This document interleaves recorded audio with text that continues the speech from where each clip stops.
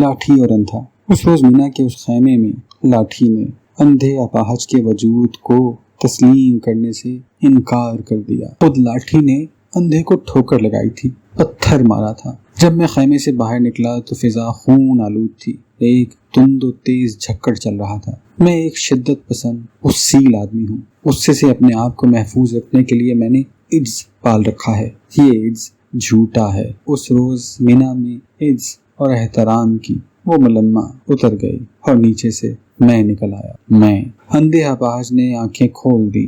میں اندھا نہیں ہوں، مجھے کسی لاٹھی کی ضرورت نہیں۔ میں کیا پرواہ کرتا ہوں کسی کی؟ قدرت رہبر ہے تو پڑا ہو، میں کسی رہبر کا محتاج نہیں ہوں۔ شاید اسے یہ زعم ہے کہ اس کی وجہ سے مجھے یہ سب سہولتیں میسر ہیں، یہ آرام، یہ انگریزی ہوٹل، یہ غالیچے، یہ کرسیاں، یہ بیڈ۔ مجھے ان چیزوں کی ضرورت نہیں، یہ میری طبیعت کے منافی ہیں۔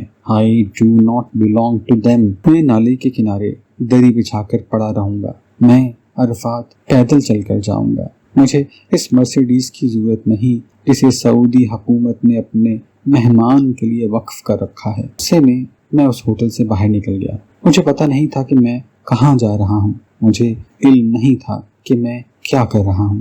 میری صرف ایک خواہش تھی کہ میں چلا جاؤں، دور، اس ہوٹل سے دور، اس لاٹھی سے دور، اس اندھے پن سے دور جسے میں نے کئی ایک سالوں سے زبردستی اپنا رکھا تھا۔ اس وقت میرے ذہن میں سے دھواں اٹھ رہا تھا۔